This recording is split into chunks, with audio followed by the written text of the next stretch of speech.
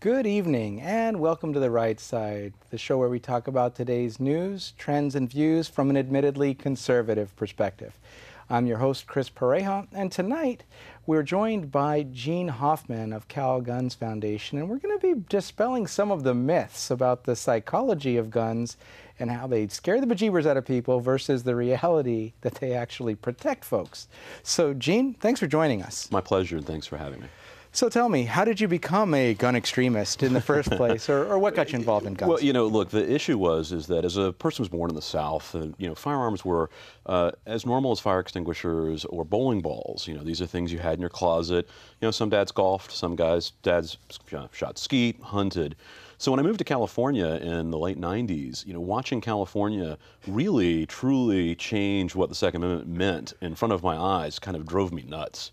And I have a weird background history of enjoying hacking government a little bit. I was responsible partially for helping cryptography become exportable from the United States, and so developed a kind of strange set of skills about how to take these sorts of civil rights issues and these sorts of free thought issues and help people advance them against the government. And so you didn't approve of California's revisionist approach to laws, history, et cetera. Yeah, California's an odd duck. The politics here have been extremely strange. People kind of hold Ronald Reagan as a stalwart of gun rights, but in fact he banned open carry here in California as a response to the Black Panthers. So a lot of the really bad gun ideas have generally started here in California. Things like so-called assault weapons bans, magazine capacity restrictions, universal background checks. Those are all California-centric things. Right. And so the question is, have they all of those things helped much? Or does it just make people feel better? Well, I think it's mostly make people feel better. It's a little more complex than that. I will say that California seems to have a slightly lower rate of what are called multiple victim public shootings. So it's possible that there is some value to at least the way we report mental health here in California. Right. The 5150 system and the Welfare Institutions Code requires people who look like they're a danger to self or others to actually be reported. That makes it so they can't easily buy a firearm. But as much as that may help, when you actually go look at crime, when you actually go look at, what are the likelihood that you're going to be shot by somebody else, well, it turns out that Texas, with none of the restrictions we're talking about, in very similar population size, very similar urban areas, similar border issues, their gun homicide rate is much lower than California's. And what do you attribute that to? Well, I think some of it actually may be that gun ownership in California is relatively lower than gun ownership in Texas. Famously, John Lotz purported that concealed carry licensing or open carrying actually decreases violent crime and increases property crimes. Surprise, surprise, crooks aren't maybe as dumb as they look. If there's a risk that if they pull off a mugging or a robbery that they might get shot, even out in public, they're less likely to do that. Imagine. Imagine. And of course, here in California, some counties, it's relatively shall issue. The Calguns Foundation turned Sacramento shall issue, for example. But, here in the Bay Area, the counties range from you better have a really good reason to there's no way you're going to get a carry license. In Alameda County, I think, is one of those, unless you're politically connected, you're less likely to be armed. Where are some of the easier places in the Bay Area to get, or is that just not happening? Monterey County is about as close as you to the Bay Area, and that's still not that great. Right. This is one of the major issues. The Supreme Court has said that we have a right to keep and bear arms, and that right is individual, and that right, kind of historically applies to the 14th Amendment, which is all about taking the freedmen and arming them, frankly. And most states actually honor the right to bear arms. So in most states, you go to your sheriff or your judge, and you fill out and pay $25 and show that you've done an NRA training course or something, and you can carry a firearm. Right. There are a few states left, about 6, where you could get a license, but it's extremely rare. So California, one of those, Hawaii, Maryland, New York, New Jersey, Massachusetts, right, until very, very recently, Illinois. But the federal courts there forced Illinois to go to a shall issue environment. Okay. And so, but we're in California nowhere near shall issue at this point, is the guess? Well, we're not there yet, but we're waiting on the Ninth Circuit Court of Appeals as we speak. So the way these things work is that you have various circuit courts around the United States. And, the Seventh Circuit, which is Illinois, has said, look, if the right to bear arms means what the Supreme Court says it means, then you really actually have the right to carry a gun in public, subject to training and some, and I use these words loosely, common sense regulation. Of course, my version of common sense is very different than what I think those who don't like guns would say it is. Yes. But, we're waiting right now for a decision from the Ninth Circuit Court of Appeals. That case was argued late last December. So it's likely to see something here in the next few months. But it is the Ninth Circuit that you're talking about. Yes, but the Ninth Circuit's surprising in some ways. I mean, as much as people lament the Ninth Circuit for being relatively insane, there are a lot of folks from Alaska and Oregon and other states where, gun ownership, carrying a firearm is far more normal. So in fact, we had the first state to incorporate the right to arms before the Chicago case was here in the Ninth Circuit. So there are some judges on the Ninth Circuit who understand this and understand the Supreme Court wasn't kidding when it said that individuals had the right to keep and bear arms. Okay, excellent. And so what I intuited from one of your previous statements is you're not necessarily against things like making sure crazy people don't have weapons. So you're not totally anti-gun law, period. That's right. But don't infringe on everyone's rights for the sake of a few. Yeah, look, there's also this kind of core issue hiding underneath the entire gun control, gun rights argument. There are supply controls and there are people controls. Right. Right. People controls, it's relatively easy to get all gun rights supporters, or at least the normal ones, to agree that, look, if you've been judged a danger to yourself or others, you probably shouldn't have your gun rights for at least a period. Right. Right. If you've committed a felony, there's a long history. People talk about, well, felons get their rights back. Before 1880, felons were just killed. So it doesn't really matter whether you got your rights back or not. You can do anything you want now. You're dead. That's right. You're dead. So, those sorts of bars and using those effectively, well, look, we've got an experiment in that. That's California. We still have a high gun homicide rate. Right. That's about the best we can do. But there's this fallacy that somehow if we restrict the types of firearms or the number of firearms, that somehow that would cut into gun crime. And it seems to be a very large fallacy because, look, there are 300 million firearms in just the United States. Right. Firearms can be printed at home on a 3D printer, done in your garage on a CNC mill. I mean, these are not advanced technology in some sense. The modern firearm dates from 1860. Right. So from that perspective, we've been making them far before the Industrial Revolution in some senses. Right. And so looking at all of those and the fallacies as you've described them, and I would agree with, how are those laws working? I know you said there's still a large number of homicides and that kind of thing, but for example, reducing capacity to 10 rounds in a magazine versus other places that you can do more. Has it been helpful? No, it's not helpful because when you think about firearms, there's kind of offensive use versus defensive use. Right. And it's pretty clear that the government and society has an interest in stopping offensive use of firearms, right? But the issue is if you're a good law-abiding citizen, you're the one likely to actually comply with the 10-round limit. Right. So you're the one who's not going to be out there perpetrating a crime. You're going to be the victim. Right. So all of a sudden, somebody comes up to you, pulls a knife, pulls a firearm, and you've only got 10 rounds with which to defend yourself. Well, NYPD has a hit rate of about 20%. I was going to bring that up, yeah. And so you're talking about maybe 2 rounds hitting a person. And this goes to another fallacy. Everybody's watched the movies. 1 round in your chest knocks you down, right? That's if you hit them. And I'm curious about the New York rate, just because I've heard that they also hit a lot of other civilians. Does that count as a hit? Well, look, we can look at the, the most recent shooting on the streets downtown where, they hit more civilians than they did the actual perpetrator. Right. But no, the problem is that it takes quite a few pistol rounds to actually incapacitate someone. I mean, these, again, are the kind of fallacies. It's the reason you don't see armies carry pistols except in a backup capacity. Right. Because it's very hard, actually, to kill somebody quickly. Yeah. The flip side of this, though, is it also assumes that you're attacking or you're being attacked by only one person. Right. So the moment there's 2 or 3 folks and you can only hit 2 out of 10 rounds, I mean, I guess you're now down to a club instead of a firearm very, very quickly. And then in California, when people were able to open carry, they couldn't keep their weapon actually loaded either, so which meant that they had to give the criminal a fighting chance by getting everything together, loading it, and then trying to hit them with less time. That's right. I mean, and look, this goes to the whole social value of firearms. I mean, one of the real values of firearms is this deterrent effect it has from, lowly street thug all the way up to how our various levels of government work and how, when society breaks down, you're a little bit more worried about looting and robbing folks, right? Anytime we make it very hard for the law-abiding to be extremely effective with their firearms, we give the crooks that much more on that balance. And anytime you do that, they respond with, the correct incentives. And so I'm just looking at, for example, last weekend in Chicago, or 4th of July in Chicago, where they have some of the strictest gun control laws in the country. Right. And still was 17 people and 17 people dead and 70 people injured in gunplay over the weekend? Exactly. Well, I mean, look, when you actually look at the stats, there's not a lot of debate here. So there's about 12,000 gun homicides a year. And, yes, out this of is 300 million guns. 300 million guns, 300 million people. I mean, let's think about what numbers we're talking about. But when you start breaking into, okay, so who shoots and who gets shot? Right. Well, 80 to 90% of the shooters are already felons or otherwise prohibited from owning firearms. So they've already broken the law once before. They're broken the law again by possessing a firearm. And then who gets shot is actually a very interesting question as well. Something like 60 to 70% of who get shot have long, violent criminal past. So most of the gun violence in America is gangsters and drug warriors shooting each other. And so you're saying that's Darwin, let him work it out, or?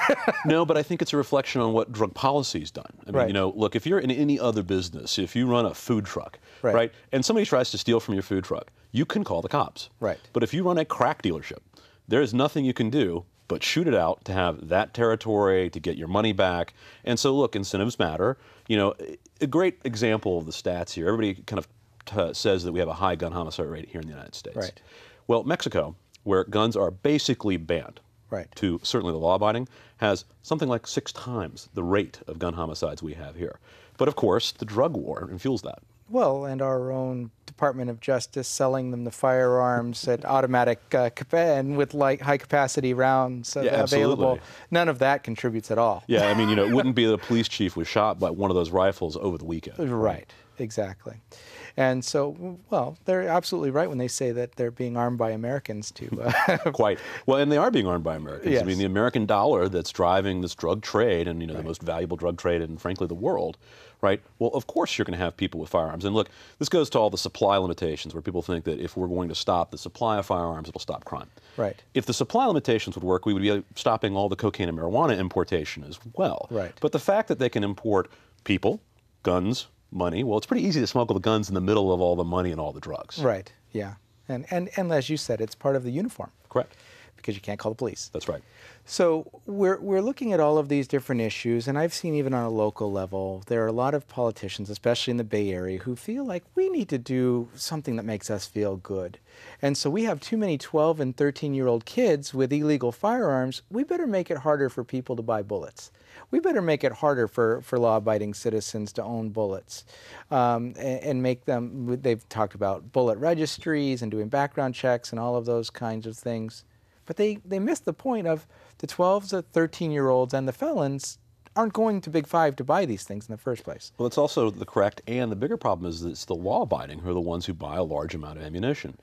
It's the law-abiding who care whether they can hit what they're shooting at. Right. Right. When you're a criminal, it really only takes 6 rounds to go hold up your local liquor store. Yeah, because right? you don't normally have to fire all of them. That's right. But the thing is, in a defensive situation, when you're dealing with someone who doesn't want you to be around or wants to rape you if you're a female, look, you want to have as many rounds as possible. You want to know that you know how to use your firearm in a panic situation, right? That requires going to the range. It requires going to the range often, and that is in society's best interest. I mean, we as a society have no interest in having law-abiding gun owners not be a good shot. And so, for example, what about Joe Biden's strategy of you got to go fire off a couple of rounds in the air and ignore the fact that gravity will draw the... Yeah, I mean, look, what Joe Biden recommended by saying go shoot your shotgun in the air is exceedingly negligent. I mean, we're talking about doing something that may harm a completely innocent bystander. Right. Every 4th of July, we hear about people who shoot their firearms up into the air. At least 2 kids were killed over the 4th of July by idiots doing that. So when the vice president is out there telling you to do something which, by the way, generally will get put in jail. It's also illegal to discharge your firearm, except actually in self-defense. Right. The idea being that you, if you need to, should actually just shoot the person who's attacking you with threat of bodily harm. Right. And so, I don't know if you feel like getting into it, but the AR-15 versus shotgun debate. I mean, the people are afraid of AR-15s because they look scary. They look like the military.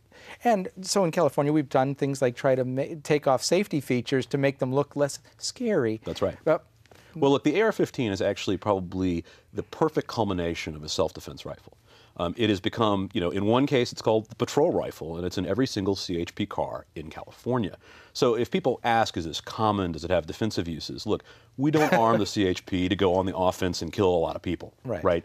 It is very easy to handle. It's very lightweight. It is, in many ways, much easier to handle for women than a shotgun is. Because of less kick? Less recoil, total less weight, often not as long. I mean, when you start thinking about, a defensive situation, a suburban or urban place, the length of what you're carrying, door frames, those things matter. Right. The AR-15 is much shorter, it's much easier to use, and it turns out it's a little less powerful. The AR-15 is actually less likely to penetrate your drywall and the next wall and the next wall in a lethal way as a shotgun actually can. Right. And those really matter when you're thinking about self-defense in an apartment building, for example. Or a hunting deer rifle type of a situation with a higher caliber. The funny part about the AR-15 is it's not necessarily something you want to use with deer. It's really not actually that powerful. It's kind of one of those weird things about the human animal. We aren't actually the most armored animal out there. When you think about the similar kind of predators, AR-15s are often useful with things like mountain lions. But, if you went on a pig hunt, it's not necessarily enough rifle to take down a pig. Right. Right. And so what are some of the other major fallacies you see out there as irrational fear of firearms kinds of Exactly. scenarios? Well, people approach the firearms issue and they only count the harm. So they look at it and they say, look, there's 12,000 homicides, there's 30 or 40,000 suicides, and there's some negligible amount of accidents, and that's all bad. Right. But it doesn't take into consideration the social science, which is well proven by kind of both sides of the issue, that more than 2,000 times a day, firearms are used defensively without a shot ever being fired. Meaning? Meaning that people show their firearm to someone trying to break into their car, their home, all sorts of scenarios. And of course, what usually happens is the crook gets scared, runs away. Your homeowner doesn't even call the police because no crime finally actually happened. Right. They also, especially here in California, don't want to have contact as a gun owner with a policeman because the policeman starts asking questions about, did you illegally carry your loaded firearm outside of your house, which is completely unlawful in California? Did you brandish it? Did you point it at them? I mean, we see people who, in any other state, would be applauded by the district attorney for using a firearm to defuse a situation, be prosecuted for brandishing. Right. Right. These are not the kinds of things you want. So what happens is you have to survey these things kind of very differently. People don't necessarily talk about how many times they used a gun defensively because, again, it's very rare you actually have to shoot. Right. But, when you start looking at the numbers, both sides agree that something like 1.2 million people per year use a firearm defensively. And so it's such dwarfing even all the harms, even if you count suicides. Because in some ways, suicides, they matter. It's sad that people do, commit suicide, but the thing is, people would substitute suicides with jumping off bridges or, the garage. Like, there are other ways. It's just that firearms are effective. Right. And so we're not banning bridges for those kinds of suicides. Look, we spend a lot of time on gun control, but we refuse to put the suicide net on the Golden Gate Bridge. Right. Right. Right. And so over the last several years, probably heavily since 2009, around January-ish, there have been a lot more firearms purchased in the United States whenever people can, and ammo to match. How has the gun crime rate gone with all those extra lunatics with firearms and associated lead? It's continued to fall to historic lows. So the gun crime rate kind of peaked in the early and mid-'80s, right? And since then it has been cut more than in half and continues to fall. So both the gun homicide rate and the total violent crime rate continue to fall through the floor and across the board. What about the multiple mass shootings like the Columbines, the Connecticut kinds of scenarios? Well, it looks like to us that those things happen a lot, in the same way that I'm sure right now it looks like air crashes happen a lot, right? But in the air crash example, it had been since 2001, right after 9/11 actually, that we actually lost an aircraft in the United States. So, when you start looking at those and you actually kind of look over time, we don't have more of those. We've had all of them. In fact, we've had them back into the early 1900s in Germany. Right. And in fact, people don't know this, but the worst school shooting ever was actually not a school shooting. It was a pipe bomb in the 1930s, and it took out like 60 children.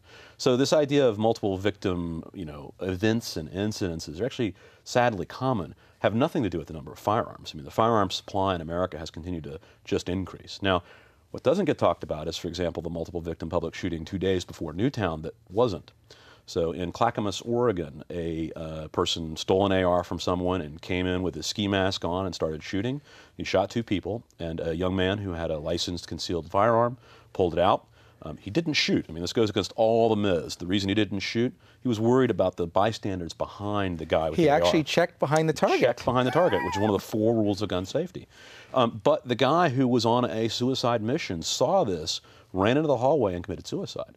So, you know, it wasn't a multiple victim public shooting because only 2 people died because someone with a firearm was there to end it. Right. And so I know it's controversial, but it's in the news right now. Any ideas about the Trayvon Martin scenario? Well, the Trayvon Martin scenario, you know, everybody confuses this with what's called stand your ground laws. Right. And, you know, the stand your ground law, believe it or not, California has the what's called Castle Doctrine version of it. If someone is in your home and they aren't invited, they are basically assumed to be a felon, effectively. And once they're assumed to be a felon, you can shoot them. In the Trayvon Martin situation, Zimmerman didn't claim the stand your ground basis because it's not clear that he didn't pick a fight, right? But if a fight escalates to the point where you're worried about getting killed, right? You, no matter who the aggressor was, in almost every state in the union, you have the right to defend yourself, up to and including with lethal force. So, you know, when you look at bloodied, bruised, broken nose, back of his head with scratches, and a single gunshot wound, you can see who was losing that fight and why self-defense mattered. Right. And so we only have a few minutes left, but any legislation that we should be paying attention to now on the gun rights versus gun grabbers spectrum? Well, look, you know, what's going on in Sacramento is extreme. The Newtown, Connecticut situation brought every anti-gunner out with every bad idea they've ever had. As we've progressed, we've seen a lot of those things fall to the wayside, so some of the ammunition taxes, some of the things like mandatory insurance for gun ownership that are clearly unconstitutional have again kind of died. There are 2 or 3 things left that people should keep an eye on. One is a ban on and a forced registration of every single semi-automatic rifle. So your .22, any semi-automatic rifle, you won't be able to buy another one in California. Now, again, we think this is wildly unconstitutional, but that's what's coming down the pike. Also, ammo registration we talked about. There's an attempt to try to make it so that you have to have a card to buy ammo. It would ban the interstate transfer of ammo effectively. We think those are the sorts of things that just can't be there. I mean, we couldn't see this. Would you be required to, before you pray, get a registration check? Right. We don't think so. Right. So if people are interested in learning a little bit more about Calguns, where can they look for more information? Online at calgunsfoundation.org and also in the web forum calguns.net. Okay. Both places excellent resources for gun owners and California gun owners particularly. And do you have newsletters that keep them aware? We do. You can sign up there. You can follow us on Twitter. We're CalgunsFDN there, or on Facebook, certainly. Okay, great. Well, thank you very much for your time this evening, Gene. I know you're all over the place, and so we appreciate you educating us on the myths versus realities of gun ownership. If you'll hold on for just a moment, we need to take a quick break for some information from the Conservative Forum.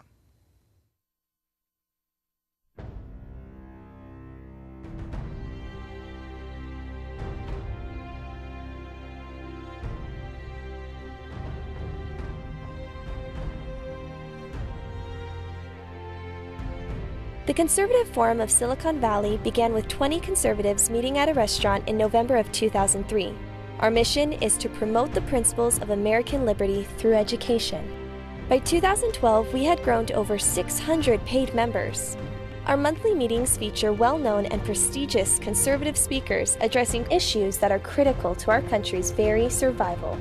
This includes speakers like Victor Davis Hanson, Andrew Breitbart, David Horowitz, and many others. In addition to our monthly meetings, we sponsor a conservative local cable access TV show, The Right Side, covering today's topics. Our Constitution discussion group not only teaches the Constitution, but started our annual essay contest that awards 2 $1,000 scholarships to local high school seniors. We are a virtual clearinghouse for grassroots organizations by providing them with table space at no charge in our exhibit area. There are typically a dozen groups represented. If you are like-minded, join us at our next meeting and become motivated and empowered. Liberty, made in America.